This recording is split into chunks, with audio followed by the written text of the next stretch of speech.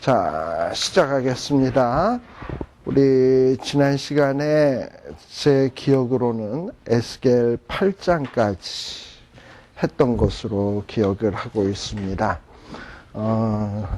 보통 에스겔 1에서부터 3장까지는 절망 중에 있었던 에스겔에게 하나님께서 파수꾼의 소명을 주시는 이야기가 1에서부터 3장입니다.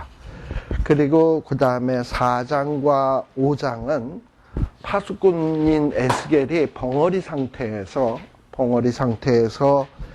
말을 못하니까 행동으로서 메시지를 증거하는 내용이 4장과 5장의 내용입니다.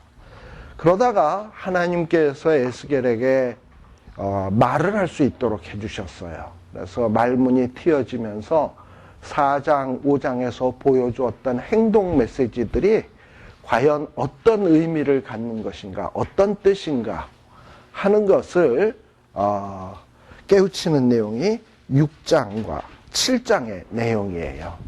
4장, 5장에서는 어떤 행동 메시지를 보였는지 여러분들 다 기억하시죠? 이렇게 흙판에다가 예루살렘이 포위당하는 장면을 그림으로 그리기도 했고, 좌우로 390일, 또 한쪽으로 40일, 그래서 430일씩 누워있기도 하고, 또 잡곡빵을 먹기도 하고, 인분으로 요리를 해 먹기도 하고, 또 수염과 머리털을 잘라가지고 3분의 1씩 나누어서, 나누기도 하고, 날려보내기도 하고, 예. 크게 얘기하세요. 네, 어디쯤 계세요? 아담스에서 범원 만나면 아담스에서 랩탄하자마자 라이프마켓 지나자마자 라이턴. 아담스 길에 있다 그러세요. 벌먼으로 쭉. 인간교회? 네. 네, 그쪽에. 네, 맞아요. 네. 그 안에 주차장. 그 안에 주차장으로 들어오라 네, 그랬어요. 그 안에 주차장 들어오시면 2층으로 올라오시라. 2층으로 계단 올라오셔서 네. 오른쪽으로 있어요. 네, 네, 맞아요. 아, 네. 고창근 집사님. 예. 자, 그럼 계속하겠습니다. 그래서 그 행동 메시지에는 수염을 자르고 아무튼 이런 여러 가지 모습들이 있습니다. 근데 이런 것들은 다 뭐냐? 이스라엘이 패망할 때에 어떻게 이스라엘 백성들에게 비참한 상황이 전개될 것인지 에스겔이 미리 행동으로 보여준 겁니다. 그리고 그 행동 메시지에 대해서 6장과 7장에서는 죄를 이제 심판받을 것을 선포를 하는데, 먼저 왜 이스라엘 백성들이 심판받을 수밖에 없는가 하는 이야기가 7장에 나오죠. 이제 하나님이 정한 재앙이 이르렀다 그러면서 정한 재앙이 이르렀는데 왜 심판받을 수밖에 없냐? 교만, 사치, 포악 이런 죄들로 인해서 멸망받을 수밖에 없다라는 얘기를 가르쳤습니다.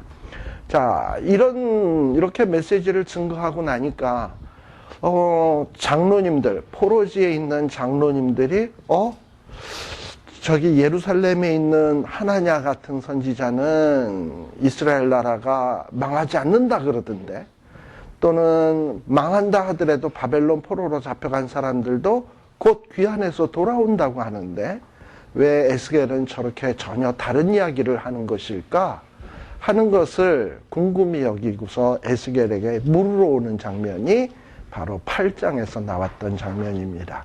그래서 이 8장에서는 하나님께서 이 장로님들이 딱 왔을 때 에스겔에게 왜 망할 수밖에 없는가 하는 그 이유를 에스겔에게 이상 중에 보여주시는 거예요. 그래서 성령님께서 에스겔의 머리를 탁 잡고서 어디까지 이동하냐? 예루살렘까지 순간 이동을 해가지고 예루살렘에서 벌어졌던 여러 가지 일들,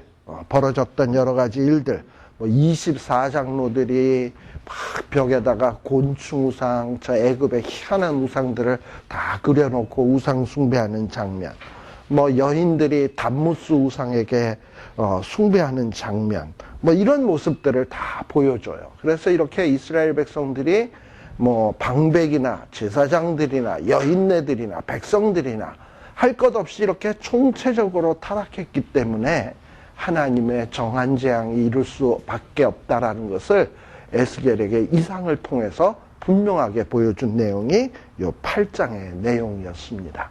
자, 그렇다면 이 9장의 내용은 무엇인가 하는 것이 이제 오늘 우리들이 함께 살펴볼 내용이라고 생각이 돼요.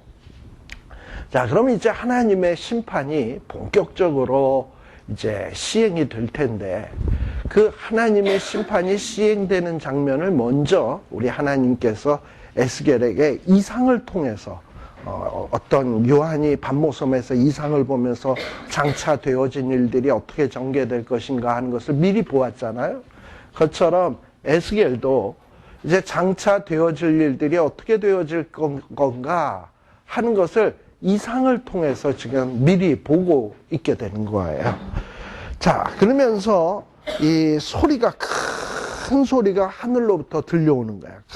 큰 소리가 들려지면서 거기에 보면 성읍을 관할하는 자들에게 큰 소리가 나는데, 이 성읍을 관할하는 자들은 각기 손에다가 살육하는 무서운 무기 같은 거를 들고 나오라는 거예요. 무서운 무기들을 들고 나와라.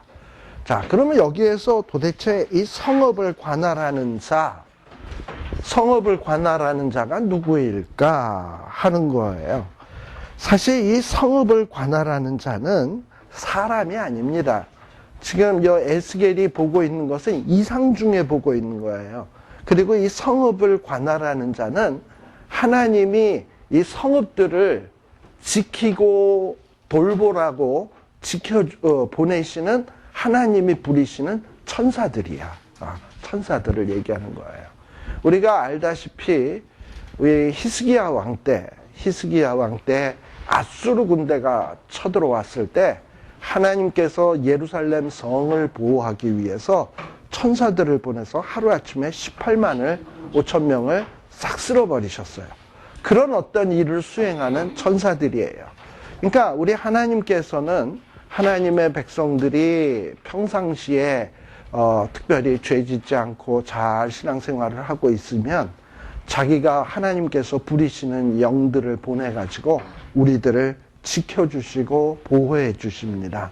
그래서 성경 안에 사실 우리가 뭐 천사라는 존재에 대해서는 많이 들어서는 알고 있는데, 사실 성경 안에 보면 천사에 대해서 그다지 이렇게 많은 언급들이 나와 있질 않아요. 그러나 몇 군데로 이렇게 나오는 것을 보면 천사가 뭐 하는 존재인가 하는 것을 우리들이 조금은 알 수 있습니다. 우리 마태복음 13장 한번 보십시다. 마태복음 13장 40절에 보시게 되면, 자, 13장 39절부터 보겠습니다. 마태복음 13장 39절에 보면, 가라지를 심은 원수는 마귀요, 추수 때는 세상 끝이요, 추수꾼들은 천사들이니. 그러니까 하나님의 택한 자들을 마지막 때에 이렇게 거둬들이는 자들이 누구냐? 천사들이라는 거예요. 천사들이 그런 일을 해요. 또 41절에 보면 또 뭐라고 되어 있냐? 인자가 천사들을 보내리니 저희가 그 나라에서 모든 넘어지게 한 것과 불법을 행하는 자들을 거두어내어 풀무불 속에 던져 넣으리니 거기서 울며 이를 갈미 있으리라. 여기에서 또 천사들은 뭐하냐? 불법을 행하는 자들을 또 거두어내서 풀무불에 던져 넣는 역할을 하는 것이 이게 또 천사들이 하는 일이에요. 그래서 천사들은 마지막 때에 하나님의 심판을 수행하는 자들이로구나 하는 것을 우리들이 알 수 있습니다. 또 마태복음 18장, 마태복음 찾은 김에 18장 또 몇 절을 보시냐 하시면은 18장 10절에 보세요. 거기에도 보면 천사에 대한 얘기가 또 하나 나와요. 삼가 이 소자 중에 하나도 업신여기지 말라. 너희에게 말하노니 저희 천사들이 하늘에서 하늘에 계신 내 아버지의 얼굴을 항상 배웁느니라. 거기에 보면 소자가 나와요. 지극히 연약하고 힘없고 뭐 사회에서 인정받지 못하는 그런 사람들이겠죠. 그런데 우리 하나님께서는 이렇게 사회적인 약자에 대해서도 뭘 보내주시냐? 천사를 보내주셔. 그래서 여기에 보면 그 천사를 뭐라 그러냐면 저희 천사. 저희가 누구겠습니까? 앞구절에 보면 소자가 나오거든. 소자들을 돌보시는 천사가 있어. 근데 이 소자들을 돌보는 천사가 보통 뭐 하냐? 항상 소자들을 돌보다가 매일매일 하나님 앞에 가서 보고하나 봐. 일일 보고. 오늘 소자가 어떤 일을 했는데 내가 어떻게 도와줬습니다. 소자가 어떤 어려운 일이 있었는데 그걸 막아줬습니다. 뭐 이러고서 뭐 여러 가지 얘기를 하겠죠. 또 때로는 어떤 소자에게 누가 와서 해코지를 했는데 어떤 못된 인간이 그 소자를 갖다가 못된 짓을 했습니다. 뭐 이러고서 항상 하나님 앞에 와가지고 그 소자에 대한 것을 일일이 보고하고 하나님의 지침을 듣고 그 소자에게 대해서 또 하나님이 명령하신 대로 수행하고 하는 이런 천사가 있다는 거예요. 그렇다면 소자에게도 그렇다면 정말 예수 그리스도의 피와 보혈로 정말 우리들이 하나님의 자녀가 되었는데 자녀인 우리에게는 어찌하겠습니까? 그렇죠? 우리 하나님이 우리를 지켜주시고 불꽃 같은 눈동자로 돌보시고 천사들을 보내서 우리를 보호해 주시겠지요. 예. 그리고 또 뿐만 아니라 히브리서 우리 1장 한번 보십시다. 히브리서 1장 14절에 보면 더 분명하게 나와요. 여기에는 히브리서 1장 14절에 보게 되면 모든 천사들은 부리는 영으로서, 누가 부리는 영이냐? 우리 하나님께서 부리는 영으로서 누구를 위하여? 구원 얻을 후사들을 위하여 섬기라고 보내심이 아니뇨. 천사가 더 높을까요? 구원받은 우리가 더 높을까요? 우리가 더 높아요. 왜냐? 천사들은 우리를 뭐 하라고 보내진 존재냐? 우리를 섬기라고. 우리는 하나님의 자녀고 천사는 하나님의 부리는 영이에요. 어떤 주인이 부리는 자와 아들이 있는데 누가 더 귀합니까? 그렇잖아요. 부리는 자는 아들을 섬기라고 하는 존재니까 우리가 이렇게 존귀한 존재고 우리 하나님께서 우리를 지키시기 위해서 천사들을 보내서 시시때때로 우리를 지키시고 보호하신다 이 말입니다. 근데 이렇게 평상시 성도들이 신앙생활 잘할 때는 성도들을 섬기고 성도들을 지키고 성도들을 보호하고 이런 일들을 하겠지만 정말 하나님의 백성답지 않게 맨 불법을 행하고 계속 악으로 치닫게 되면 아까 천사들이 뭐 한다 그랬죠? 심판을 수행한다 그랬잖아요. 불법을 행하는 자들을 끌어내어서 풀무불 속에 던져넣는 역할도 누가 하느냐? 천사들이 하는 거예요. 그런데 지금 예루살렘은 어떠하냐?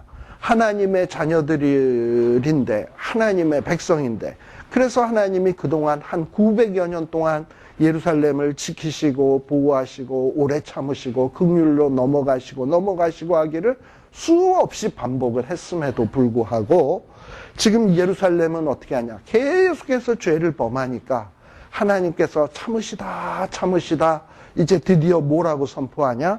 성읍을 관장하는 자들아. 즉 천사들을 부르시는 거죠. 부르시는 영들을 부르시면서 너희들 이제 손에 각기 살육하는 기계들을 들고 나와라. 그러니까 이 천사들이 무시무시한 살육하는 기계를 들고 하나님 앞에 촥 등장하게 되는 거죠. 근데 그런 장면을 지금 에스겔이 눈으로 보는 거예요. 그런데 2절에 보면 여기도 물론 사람이라고 돼 있으니까 사람으로 생각하기 쉬운데 천사들도 인격체이기 때문에 사람 모양처럼 보여지는 거예요. 그래서 6사람 같은 사람들이 있는데 6사람이 북향한 윗문길로 쫓아오고 각 사람의 손에 살육하는 기계를 잡았고 그 중에 한 사람은 가는 베옷을 입었다. 거기에 보면은 총 몇 사람이 등장을 하냐 하면 언뜻 보면 6사람 같으죠. 그런데 우리 여기 누가 문 좀 닫으실래요? 그 2절 그 6사람 다음에 그 중에 한 사람 하고 나오는데 요 그 중에 한 사람은 뭐냐 하면 요 말이 우리말 성경에는 그 중에 6명 중에 한 사람은 뭐 요렇게 번역이 되어 있는데 사실 히브리어를 보면은 히브리어의 전치사 베라고 하는 전치사가 있거든요. 요거는 영어의 among 뭐뭐뭐뭐 가운데라는 뜻도 되고 또는 with 함께라는 뜻도 돼요. 그런데 우리 요 한글 성경에는 그 중에서 어몽처럼 해석을 했는데 영어 성경 같은 데 보게 되면 아마 여러분들 갖고 있는 성경 보면 with them이라고 나올 거예요. 그들과 함께. 그러니까 이때 그들은 누구냐면 앞에 나온 6명과 함께한 또 한 사람이 있는 거야. 그럼 총 몇 명이 되는 거예요? 7이 되는 거죠.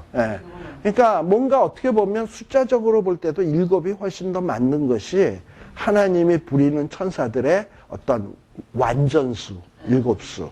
그래서 이 영어 성경 같은 데는 7으로 되어 있는데 우리말 성경으로 보면 이게 7인지 6인지가 뚜렷하지가 않아요.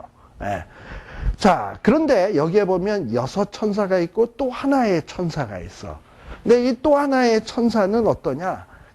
가는 베옷을 입고 가는 베옷은 아주 실이 얇은 그리고 아주 새하얀 아마라고 그러죠.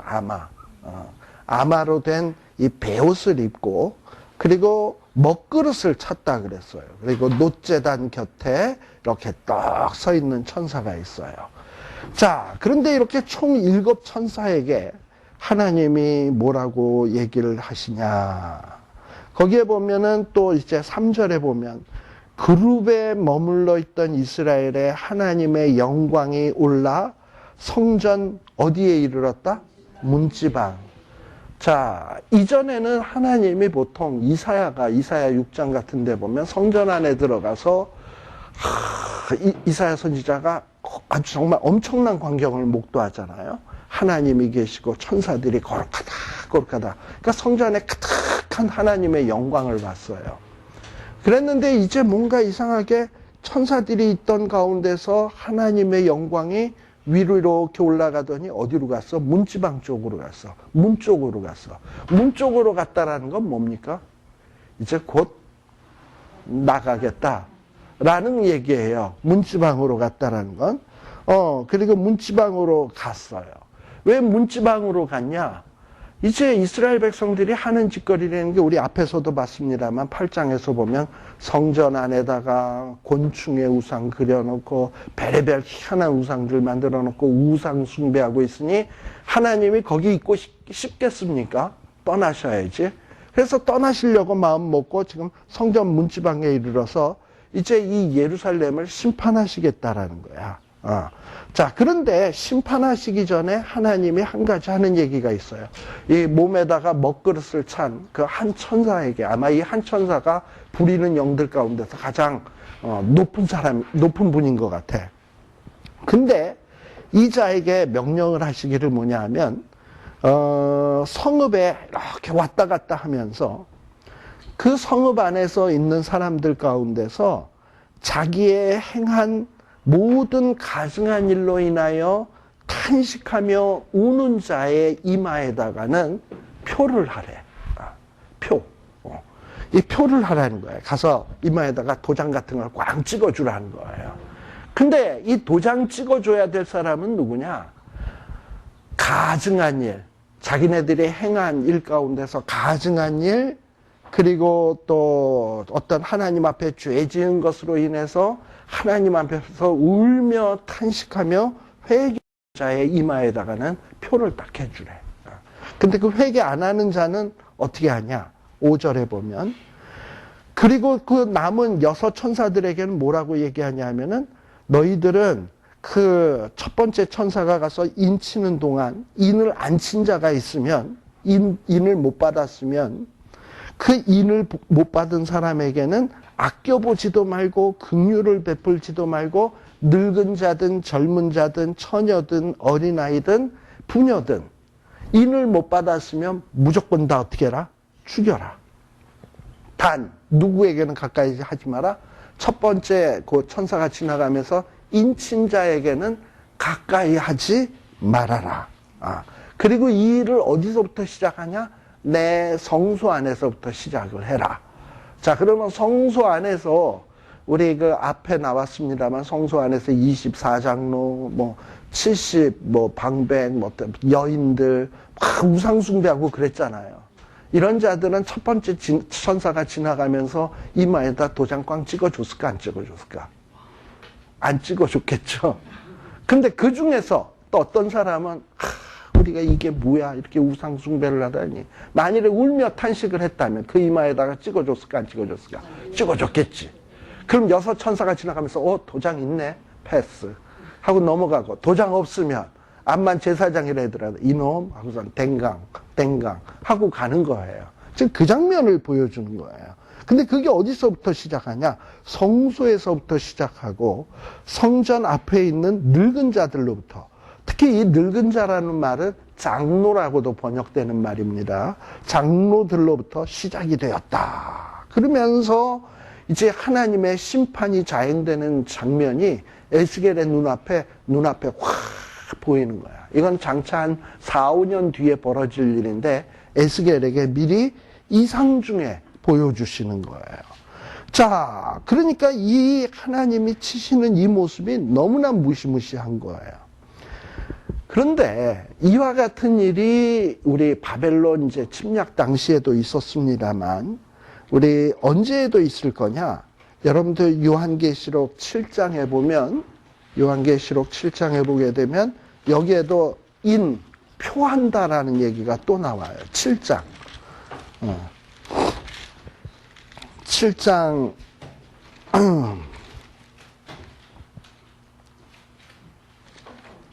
자, 요한계시록 7장 1절부터 한번 봅시다. 거기에 보면은 이 일 후에 네 천사가 내 모퉁이에 선 것을 보니 거기 보면 네 천사가 하는 일이 뭐냐면은 사방의 바람을 붙잡아 바람으로 하여금 땅에나 바다나 각종 나무에 불지 못하게 하더라. 하나님이 때로는 그 부리는 영들을 통해서 이 세상을 보호하세요. 그래서 바람도 또 사나운 일들이 안 생기도록 다 지키셔요. 그런데 어느 때가 되게 되면 하나님이 이제 이 세상의 심판을 해요. 근데 그게 언제까지냐? 3절에 보면 가로되 우리가 우리 하나님의 종들의 이마에 뭐 하기까지? 인치기까지. 땅이나 바다나 나무나 해하지 말라. 그러니까 어떤 자에게 인을 친다 그랬죠? 울며 통곡하는 자, 회개하는 자에게 인을 쳐요. 그러니까 즉 이 얘기는 뭐냐면 하나님 앞에 진심으로 회개하는 자의 수가 차기까지 하나님은 네 천사를 통해서 바람도 막으시고 그리고 또 이 땅에 어떤 불 같은 것이 어떤 재앙이 임하지 못하도록 딱 보호를 하세요. 언제까지? 회개하는 자의 수가 찰 때까지. 자, 그래서 4절에 보면 그 입맞은 자의 수가 얼마냐? 이스라엘 자손의 각 지파 중에서 입맞은 자들의 수가 14만 4천이다. 자, 그러면 천국 갈 사람이 14만 4천 명인가? 세게 그것밖에 안 돼, 그러면? 그래서 요 14만 4천이라고 하는 것은 실질적인 숫자 14만 4천이 아니고 많은 성경학자들이 이야기하기를 어떻게 얘기하냐? 보통 12이 택함의 수예요. 12 제자, 12지파. 뭐 그렇잖아. 그래서 12 곱하기 12라면 144예요. 거기에다가 곱하기 1000을 하면 14만 4천이 돼요. 그러니까 12 곱하기 12에 그 다음에 1000이라는 건 많다라는 의미거든. 그러니까 하나님의 택한 사람들이 많다라는 거예요. 그럼 많은 택한 자의 수가, 근데 이 택한 자들은 결국에는 어떻게 하게 돼 있냐? 회개하게 돼 있어. 정말 자기의 행한 가증한 일로 인하여 하나님 앞에서 가슴을 치며 울며 통곡하는 일들이 생겨요. 그렇게 되면 우리 하나님께서 예수 그리스도의 그 보혈의 인을 이마에다 땅 쳐주시는 거야. 그러면은 죽음의 천사들이 지나가면서 보혈의 인이 있는 사람에게는 패스오버. 마치 출애굽 때에 6월절에 문설주에다가 십자가의 어린 양의 피를 이렇게 발라놓은 집은 죽음의 천사가 들어가지 아니하고 그 집은 슬쩍 넘어갔던 것처럼 우리도 그리스도의 보혈로 이렇게 우리의 심령이 적셔진 사람은 이렇게 보고 천사들이 패스오버하고 넘어가는 거예요. 바로 이런 일들이 생겨지게 된다 이 말이에요.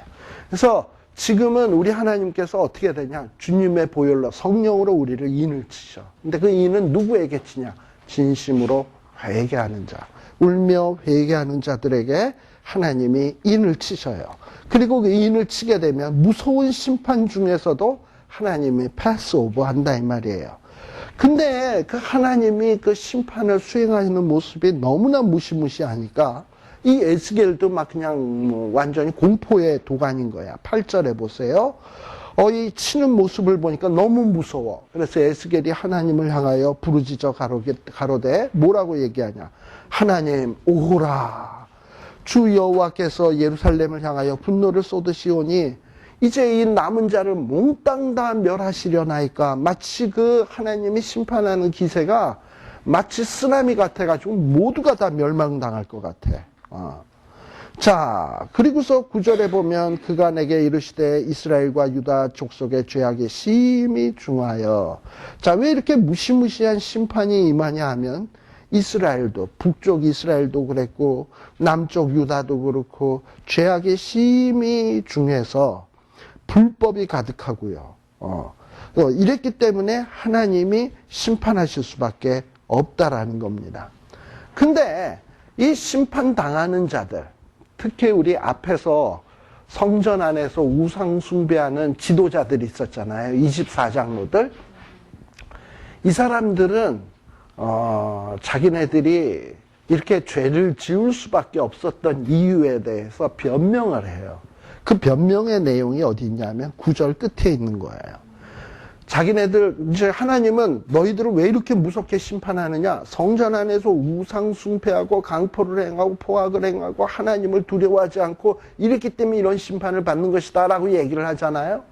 그런데 이 죄를 지은 이 이스라엘의 지도자, 장로들, 또 담무스 여인을 섬기는 여인들, 이런 여인들은 뭐냐?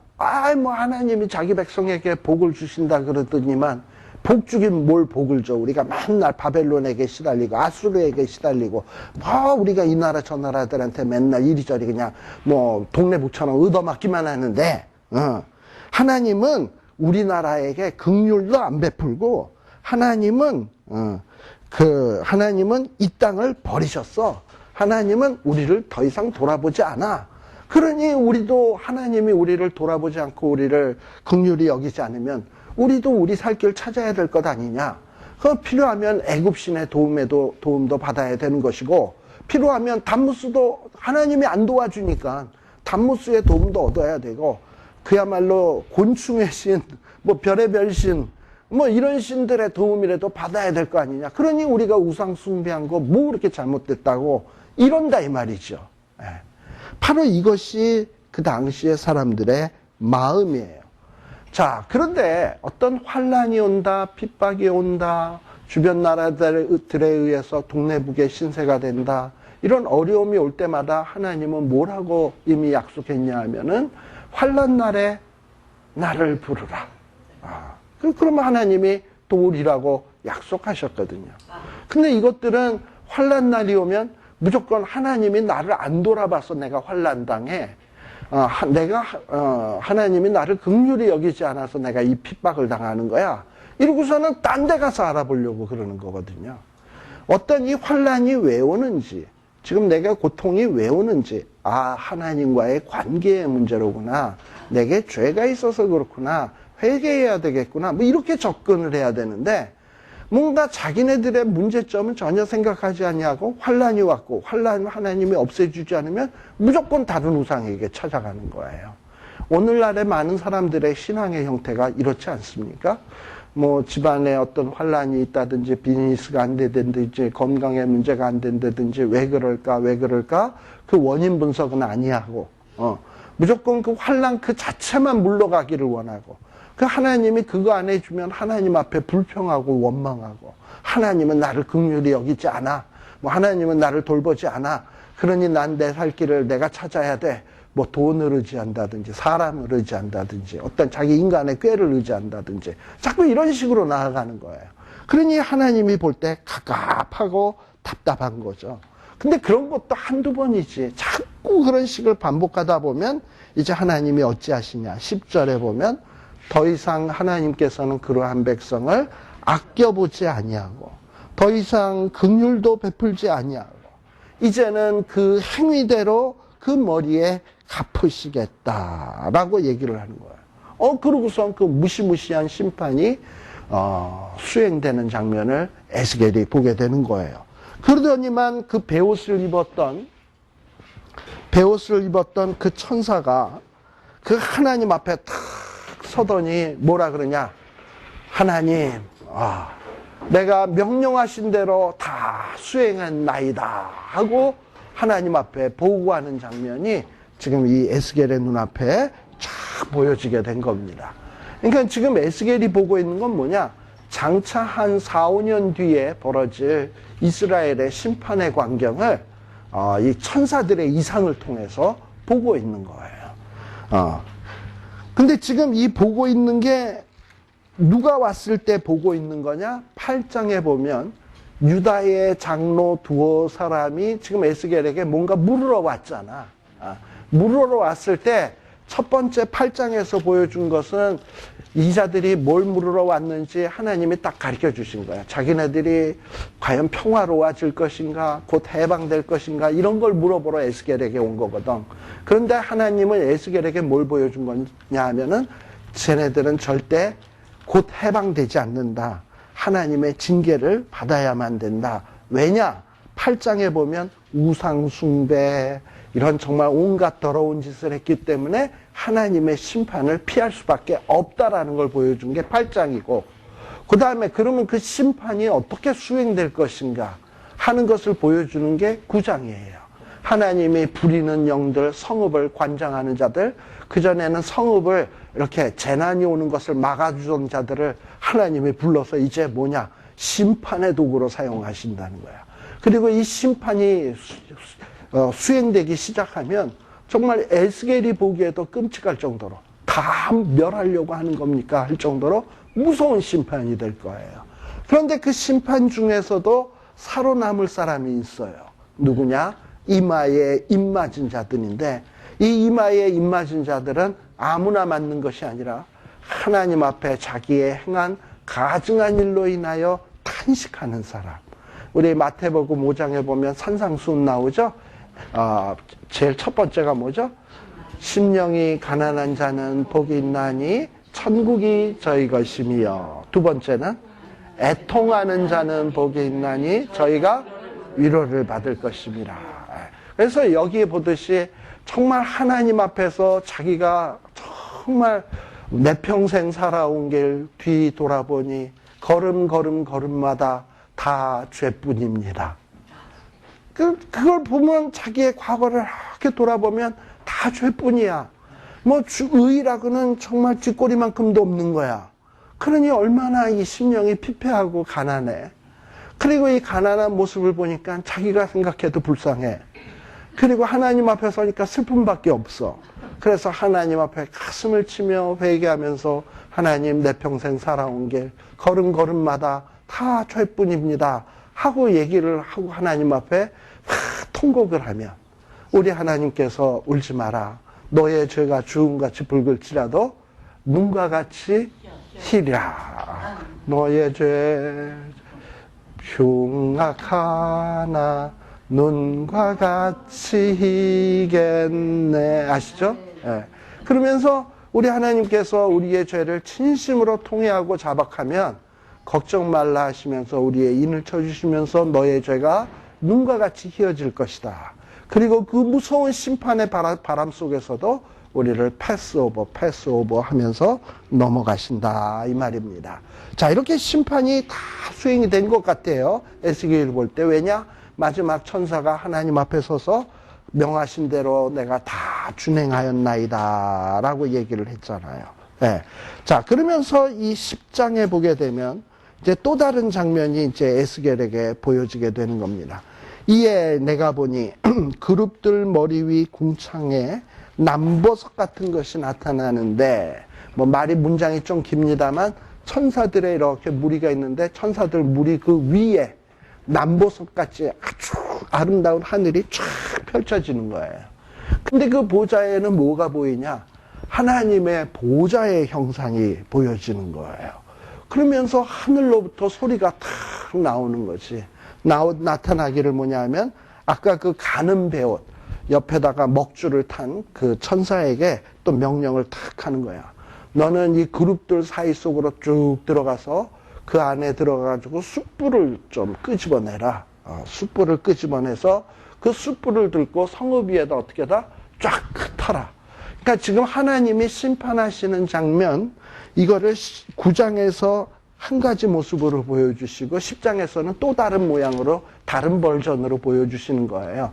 하늘에서 소리가 나면 또 한 천사가 그룹들 가운데 들어가서 숯불을 꺼내와서 그걸 가지고 예루살렘 성 위에다 확 뿌리는 거야. 지금 이게 심판하시겠다라는 하나의 이상을 보고 있는 거예요. 자, 그러면서 이 숯불을 그래서 가지러 이 천사가 내 목전에 들어가더라. 2절 끝에 보면 그렇게 나오죠. 예. 그리고 그 사람이 그 그룹들 사이로 이렇게 들어갈 때 그 천사들은 어떻게 했냐? 성전 우편에 섰고 구름은 성전 안뜰에 가득하고 또 여호와의 영광이 그룹에서 올라 이제 어디에 임했다? 성전 문지방.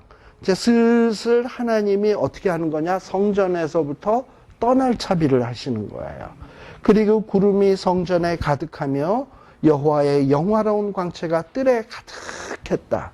자, 그래서 이 하나님의 영광스러운 모습이 성전 안에 있었던 영광스러운 모습이 보여지는 거예요. 근데 그 영광스러운 모습이 자꾸 이동을 해. 뜰로 문지방으로. 뭔가 이렇게 바깥으로 나가는 준비를 하고 있어요. 예. 그러면서 또 6절에 보면 또, 5절에 보게 되면 또 뭐냐. 하나님을 보좌하고 있는 천사들은 날개 소리를 내. 막 펄럭펄럭 날개 소리를 내는데 바깥들까지 이렇게 들릴 정도로 막 날개 소리가 납니다. 또 그 가운데서 하나님의 음성이 들리는데 아까 얘기했던 것과 같아요. 뭐냐 하면은 이 그룹들 사이에 들어가서 불을 취해라. 그리고 불을 취해가지고 받아가지고 이렇게 탁 나가서 이제 이 불을 예루살렘 위에다 착 흩게 되는 거예요. 근데 이 9절에 보면 어떤 모습이냐? 이 천사들을 보니까 4바퀴가 있어. 뭔가 우리 에스겔 1장에서 봤던 모습하고 비슷하지 않아요? 바퀴는 뭐냐면 끝없이 자꾸 이렇게 도는 거야. 그러니까 이 천사들 사이에 이 바퀴의 모습은 뭐냐면 하나님이 명령을 하시면 그게 막 수행되는 그 모습을 바퀴의 형상으로 보여주는 거예요. 근데 그 바퀴가 어떻다? 황옥 같다. 하나님의 뜻이 막 이렇게 수행되는 모습들은 아름답다라는 거예요. 아름답고 영광스럽다라는 것이고, 그리고 이렇게 하나님의 뜻이 수행되는 것은 어떠냐? 10절에 보면 4바퀴가 한결같다 그랬어요. 하나님의 뜻이 수행되는 것은 무질서하게 막 뒤죽박죽으로 되는 게 아니라 명령하시면 착착착착 질서 있게 움직여진다라는 거예요.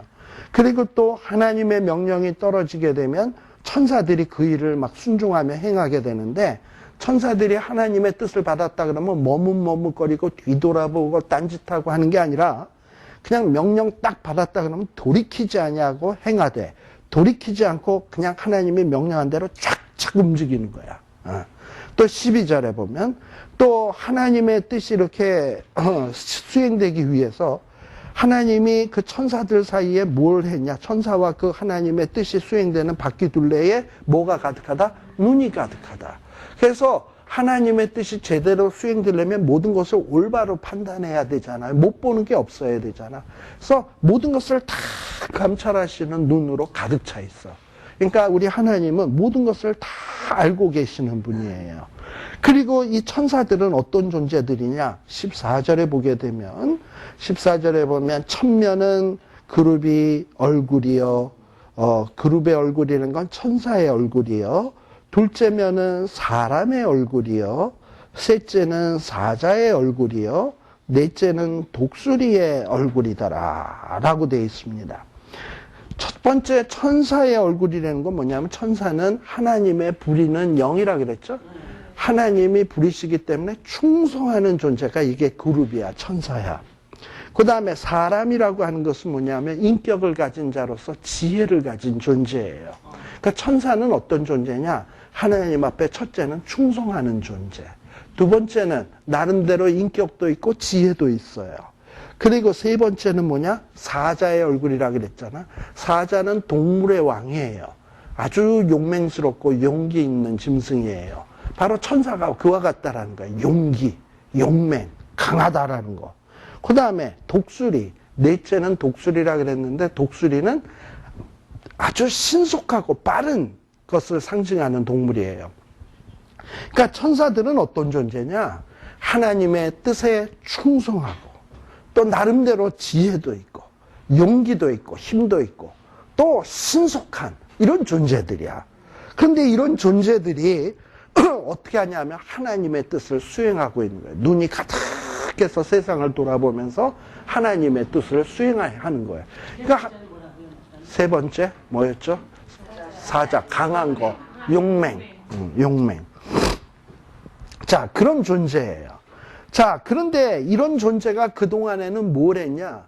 이스라엘 백성들을 섬기라고 하나님이 보내줬었어. 우리 아까 히브리서 1장 14절 기억하시죠? 자기가 구원할 자들을 섬기라고 하나님이 자기의 부리시는 영들을 보내준다 그랬잖아요.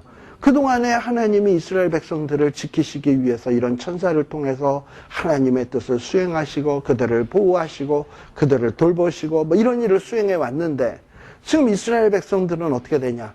자꾸 하나님이 기회를 주는데도 죄만 짓기 때문에 이제는 더 이상 이런 천사들을 통해서 이들을 지키지 아니하시고 하나님이 이 천사들을 통해서 오히려 심판을 수행하시고 이제 예루살렘으로부터 천사들과 하나님이 뭐하냐? 철수하시겠다는 거예요. 철수하시겠다라는 장면을 지금 보여주는 겁니다. 자, 그래서 여러분들 보세요. 이 천사들은요, 항상 이 신과 함께 있어. 17절에 보면 그들이 서면 이들도 설고 그들이 올라가면 이들도 함께 올라가니 이는 생물의 신이 바퀴 가운데 있습니다라. 아마 이 생물의 신은 천사들을 부리는 성령과 같은 존재인지도 모르겠어요. 이 성령이 움직이시면 함께 움직이고 성령이 저쪽으로 움직이면 함께 움직이고 막 이러는 거야. 그런데 드디어 18절에 보면 어떻게 되냐? 여호와의 영광이 이제 비로소 어디를 떠나? 여태까지는 성전 문지방에 있었잖아요. 근데 문지방에서 또 떠나서 이제 떠나가는 그룹들 위에 또 딱 머무르는 거야. 또 19절에 보면 그룹들이 날개를 들고 내 목전의 땅에서 올라가는데 이제 뭔가 문지방에서부터 또 떠나서 위로 올라가는 거예요. 근데 그들이 나아갈 때 바퀴도 그 곁에서 함께 하더라. 하나님의 뜻이 수행되던 일들도 함께 다 철수가 되는 거야. 그리고 그들이 하나님의 전으로 들어가는 어디에 이르렀다? 동문. 자, 이게 뭐냐면은 이전에는 성전 안에 있는 문지방에 있었는데 이제 성전 문지방에서 떠나서 성전으로 오는 그 예루살렘의 동문이 있어요. 동문. 그러니까 이제 성전에서 떠나서 예루살렘 성 동쪽 문으로 갔다라는 얘기예요. 더 멀리 간 거죠. 동문에 머물고 이스라엘 하나님의 영광이 거기에 딱 덮였어요. 자, 이제 하나님이 그 동문에서부터 또 철수를 하게 되면은 완전히 이제 하나님은 예루살렘을 떠나시는 거예요. 자, 근데 지금 여기에 보면은 동문이라고 되어 있습니다. 왜 또 하필 동문인가? 왜 하나님이 동문으로 가시는 건가? 하는 것을 좀 우리들이 볼 필요가 있는데, 성경에 보면 말이죠. 이 동문에 대해서 성경에서 조금 이야기하는 곳이 좀 있어요. 우리 어디를 찾아보시냐 하시면은, 이사야 43장. 에스겔 43장. 에스겔 43장 1절 한번 봅시다. 자, 지금은 하나님이 지금 떠나시는 장면인데요. 나중에 보면 43장 1절에서부터 보겠습니다. 43장 1절. 자, 지금 요 에스겔 10장 마지막 부분과 에스겔 43장은 정반대로 대비되는 내용이에요. 반대로 대비. 하나는 떠나는 장면, 하나는 다시 돌아오는 장면. 근데 43장에 보면 하나님이 나중에 예루살렘을 회복시키기 위해서 돌아오실 때는 어떻게 돌아오시냐? 그 후에 또 돌아오는 장면도 에스겔이 또 환상으로 봐요. 근데 그때 돌아오는 장면은 뭐냐? 그 후에 그가 나를 데리고 문에 이르니, 어디에 이르렀다? 동향한 문. 이전에 하나님이 떠날 때도 어디에서 떠났냐면 동문에서 떠나셨거든. 자, 떠난 대로 다시 오게 돼 있잖아, 사실. 그러니까 하나님이 돌아오시는 것도 동향한 문으로 돌아오셔요. 자, 그러면서 43장 2절에 보면 이스라엘 하나님의 영광이 어디서부터 온다? 동편에서부터 오는데 하나님의 음성이 많은 물소리 같고 땅은 그 영광으로 인하여 빛나니. 그리고 또 쭉 4절에 보면은 여호와의 영광이 동문으로 말미암아 전으로 들어가고, 동문으로 들어와서 그 다음에 전으로 쑥 들어가는 거야. 그리고 또 성신이 나를 들어 안뜰로 들어가시기로 여호와의 영광이 이제 전에 가득하게 되는 거예요. 그러니까 하나님의 성령, 하나님이 성전에서 어떻게 이동했다가 어떻게 돌아오시는지 좀 감이 잡히시죠? 예. 자, 그것처럼 이 하나님이 회복하시는 것도 동문으로 돌아와요. 그러니까 뭐 우리는 뭐 동서남북이 뭐 이렇게 중요한데, 뭐 이런 생각이 들런지 모르겠지만, 말라기서에 보게 되면, 구약 성경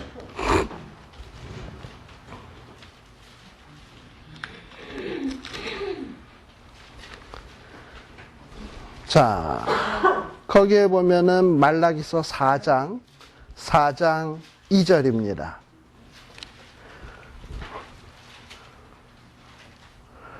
내 이름을 경외하는 너희에게는 뭐가 떠올라? 의로운 해가 떠올라서 치료하는 광선을 바라리니 너희가 나가서 외양간에서 나온 송아지같이 뛰리라 라고 되어 있습니다. 해는 동서남북 어디서 뜨나요? 네.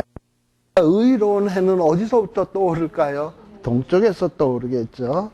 그리고 동쪽에서 떠올라서 그동안 피폐해졌던 하나님의 백성들에게 뭘 바래요? 치료하는 광선을 바라리니. 그럼 우리가 치료를 받겠죠? 그럼 치료를 받고 힘을 얻게 되면 어떻게 돼요? 외양간에서 나온 송아지같이 뛴다. 자, 그러면 여기서 동편에서 떠오르는 의로운 태양은 과연 누구인가? 장차 오실 예수 그리스도를 예표하는 거예요. 그러니까 이제 하나님께서 이 하나님의 이 성전을 회복하시는 건 어떻게 하시는 거냐? 예수 그리스도를 통해서 하실 거예요. 지금 이스라엘 백성들이 지금 성전이 부서지고 파괴돼서 나중에 성소년이 다시 세워짐으로 회복되는 게 아니라 우리 예수님이 오셔서 정말 이 보편적인 이 교회, 이 교회를 세움으로써 하나님의 나라가 회복이 되게 되는 거예요. 그래서 근데 이 부분에 대해서 이스라엘 백성들은 끝없이 오해했어요. 예수님 당시에도 이 헤롯 성전이라고 한 45년 동안 지어지던 성전이 있었거든. 근데 그걸 가지고 유대인들은 자기네들의 굉장한 자부심으로 생각했어요. 우리에게는 이렇게 아름다운 성전이 있다. 그러니 우리는 하나님의 백성이다. 성전이 있는 민족이다. 뭐 이랬거든요. 근데 우리 예수님이 볼 때 그 눈에 보이는 건물 성전은 이건 아무것도 아닌 거거든. 그러니까 우리 예수님이 뭐라 그랬냐면 이 성전을 헐라. 내가 사흘 만에 다시 지으리라. 그러니 자기네들이 제일 자부심 아주 자랑스럽게 생각하는 성전을 헐라 그러니 이게 얼마나 유대인들이 존심 상해. 그것도 새파랗게 젊은 30세 난 청년이. 그리고 지가 그거를 며칠 만에 세운데 사흘 만에 세운데 누구 갖고 노는 건가? 이래가지고 신성 모독죄로 해서 예수님을 걸고 예수님을 죽이려 하게 된 거예요. 이해할 만하죠, 그죠? 예. 예를 들어서 뭐 여러분들 교회에 있는데 어느 대학부 학생이 오더니 이 성전을 헐라. 내가 사흘 만에 다시 지으리라. 뭐 열린문교회 요즘 교회 큰 돈 들였는데 이 성전을 헐라. 이러고서는 내가 다시 지으리라. 뭐 이래 버리면은 저거 뭐야 쟤 치워 이럴 거 아니에요.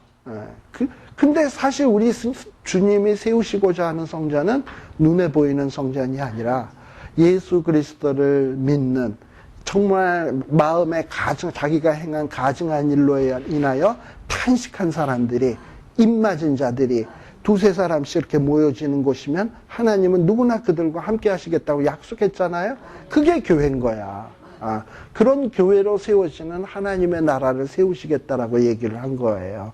지금 바로 그런 어떤 장면을 지금 이 에스겔이 보게 되는 겁니다. 그래서 동쪽에서 떠오를 그 예수님의 그 치료하는 광선을 바라보는 것이고, 그리고 그 동문에서 그 쫙 비춰지는 그 치료하는 광산에서 정말 치료함을 받은 무리들이 뛰쳐나와서 외양간에서 나온 송아지 같이 사방팔방 뛰어다니면서 뭐 아프리카로, 뭐 이슬람권으로, 중국으로, 외양간에서 나온 송아지 같이 막 이리저리 뛰어다니면서 한국 선교사 안 가 있는데 한번 있으면 나와보라 그래요. 다가가서 거기서 펄짝펄짝 뛰어다녀요. 그러면서 어떤 주의 복음이 증거될 것을 지금 바라보고 있는 겁니다. 근데 그러기 전에는 먼저 무슨 일이냐? 일단 심판이 먼저야. 그래서 하나님이 성전 안에 머물러 계셨던 하나님이 처음에는 문지방에 올라가시더니만, 문저방에 가 계시더니 그 다음에 동문으로 가시더니만, 또 동문에 가 계시다가 그 다음에 더 이상 안 되겠다 해서 휙 떠나가시는 거예요. 그래서 그런 장면을 지금 이 에스겔이 보게 되는 겁니다. 근데 이 에스겔이 본 장면이 뭐냐? 20절에 보니까 그것은 내가 어디에서 본 거였다? 그발강가에서 보았던 생물. 그러니까 1장에 나오는 장면과 비슷하다는 거예요. 그리고 그들에게는 네 얼굴이 있었고 네 날개가 있었고 날개 밑에 사람의 손의 형상이 있었다라는 거 지난번에 설명을 했죠. 예, 바로 그 그발강가에서 보았던 그 천사들의 모습. 즉, 이 천사들의 모습은 뭐냐? 그발강가에서 보았던 천사들의 모습은 우리가 앞서도 제가 얘기했습니다만 에스겔도 아마 이런 생각을 했을지 몰라요. 우리 아까 그 못된 제사장들 이런 사람들이 뭐라고 변명한다 그랬죠? 8장 아까 끝부분에서 뭐라 그랬냐면 하나님은 우리를 긍휼히 여기지도 아니하시고 우리를 돌아보지도 않는다. 뭐 이랬다 그랬잖아요. 그러니까 아마 그런 생각이 누구의 생각이었냐 하면 에스겔의 생각일 수도 있었을 거예요. 왜냐하면 에스겔도 포로로 잡혀왔잖아. 에스겔이 예루살렘에 있을 때 무슨 죄를 그렇게 많이 졌겠어요? 다른 사람에 비해서. 죄진 것도 없는데 자기가 그냥 덜컥 포로로 잡혀왔고. 그리고 포로로 잡혀와서 그발강가에서 남의 나라 왕 수중궁궐 짓는 데다가 열심히 맨날 노가다만 하고, 강제 노역만 하고. 내가 이게 도대체 뭘 잘못을 했길래. 그리고 맨날, 그리고서는 잠시 쉬는 시간에는 흘러가는 강물만 바라보고, 그리고 이제 나이 30은 돼서 제사장이 다 됐는데, 옛날 같으면은 예루살렘에서 제사장 노릇할 때인데, 지금 자기는 완전히 포로 신세고, 하나님은 나를 긍휼히 여기지도 않고, 하나님은 나를 돌아보지도 않고, 나를 지키시지도 않는구나 하고 절망 속에 있었던 에스겔이었거든요. 근데 그런 에스겔에게 에스겔 1장의 환상을 보여주신 것은 아니다. 나는 천사들을 통해서 그전에도 예루살렘을 지키셨고 보호하셨고, 그리고 이제 예루살렘을 그동안 지키고 보호했지만 예루살렘이 범죄해서 이제는 천사들을 통해서 그들을 심판하려 하노라. 즉 무슨 얘기예요? 하나님은 예전이나 지금이나 너를 항상 돌보고 계시고 긍휼히 여기시고 지켜보고 계신다는 거예요. 하나님이 나를 안 본다고 생각하는 것은 그건 내 생각. 내 생각이잖아요. 우리 예전에 어떤 사람이 지난 날 돌이켜보면서 예전에 하나님 힘들 때는 하나도 안 도와주고 나를 돌보지도 않고 그랬네요. 이러면서 자기 지나온 발자국을 쫙 보여주면서 보세요. 저거 발자국 하나밖에 없잖아요. 발 2개 이렇게 된 거 하나밖에 없잖아요. 이전에는 발자국이 4개였는데 저거 보여, 저 내 발자국 아니야. 아니다. 그거 내 발자국 아니라 그건 예수님 내 발자국이다. 내가 너를 업고 걸었다. 이런 얘기 아시죠? 네. 그것처럼 하나님은 예전도 지금도 앞으로도 우리를 돌보실 거예요. 네. 그래서 그거를 에스겔을 통해서 분명하게 보여주신 겁니다. 남들은 하나님은 긍휼히 여기지 않는다, 돌보지 않는다 그렇지만 에스겔은 이상으로서 하나님이 하시는 일들을 지금 눈에 선하게 보고 있는 겁니다. 그래서 저와 여러분들도 정말 이 세상 살아가시면서 어떨 땐 답답한 때가 있겠죠. 사방으로 우겨싸임 당하는 때가 있겠죠. 그리고 나만 일하는 것 같고 하나님은 뒷짐지시고 바라보는 것 같을 때가 있겠죠. 그리고 하나님은 나를 안 돌보시는 것 같다고 생각할 수 있겠죠. 결코 아닙니다. 그래서 우리의 눈을 떠서 하나님이 지금도 열심히 일하시고 계시는 모습을 보게 해달라고 정말 간구하시는 여러분 되시기를 바랍니다. 잠시 쉬었다 가겠습니다. 네.